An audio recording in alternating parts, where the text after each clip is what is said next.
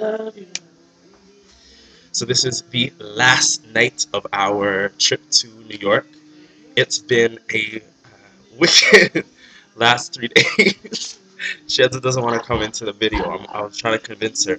We just got back not too long ago from Chelsea, where we went and were part of this church service put on by In the Life Ministries. Um, One of the hands down most inspiring, uplifting church services. Had ministers and faith leaders from all different communities out for Pride Weekend. Um, really invigorating, live sermons, killed it. Performances, choir, the whole nine. It was really really well done. And more than a few times, I caught the spirit. Um, it was great. I definitely walked away with some really good stuff, really good messages to add to what has been an amazing weekend. We got a chance to check out the Metropolitan Museum of Modern Art, go through Central Park, hit up a few parties. We ended up at some beautiful hotel thanks to a friend of mine, Lamar. Um, got an opportunity to meet some really great intellectuals and writers, and it was wicked. And divas, aristocrats. But today, the message that I walked away with from all of the sermons was from one of the last ministers uh, who runs a ministry called Rivers of Life, Rivers of Life Ministries, and it was a lot on the concept and idea of making a place at the table um, for ourselves as people, regardless of who you are and how you flex. Is finding a seat at the table and inviting yourself, even if you're not invited, because there's enough room at the table for all. And I don't know, somehow that resonated with me. It was one of the things that I was like, okay, I'm not sure if we should be out there encouraging people to hijack people's parties or come to the dinner table, but and thinking about it a little bit more, I thought about the concept and idea of remembering that the table is always set for everybody, and there's enough room at the table for everybody, and that sometimes because of systems of belief or different things, our own doubts and insecurities, we fail to show up, and we think that somehow that's not for us. We're looking for another table, another restaurant to be at, and that's where we're supposed to be. I don't know. I don't know what I'm talking about. The whole one is that's the message I walked away with. It was an amazing trip. I'm excited to go out tonight and hit up one last spot in Soho with Shedza. Can you come over here, Shedza, please? Can you come over here? We just ordered this personal pan pizza. I can't even eat pizza because I'm lactose intolerant, but apparently Shedza is not really thinking about me, but that's great. We also had some breakthrough moments in our friendship this weekend. It's been a completely say hi.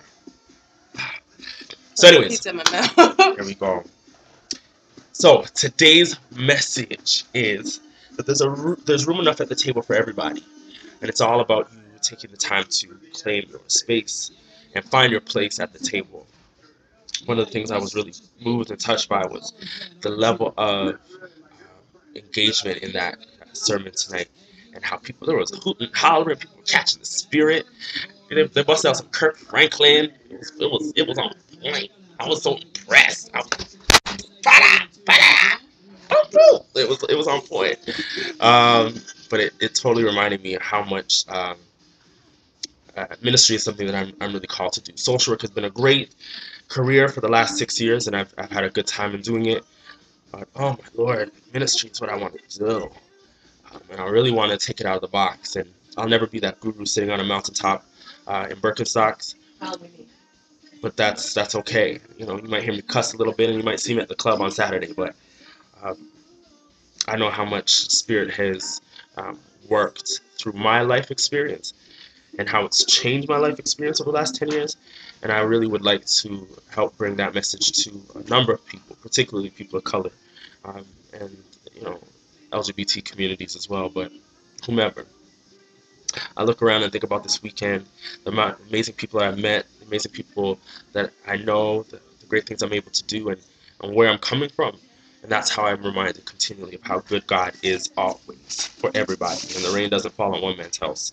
Um, we also got a chance to visit my grandma, who's in a nursing home right now in the Bronx. And this was one of the fiercest women in my family for the longest time until she was stricken with Alzheimer's a few years back.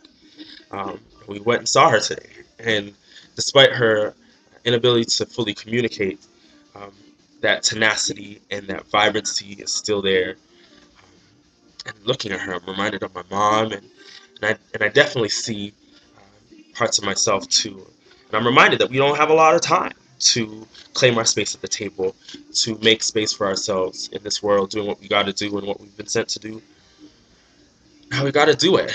Um, So as I sign out, as I'm beating sweat, because this place is disgustingly hot. I know G20 and all this other stuff is happening in Toronto.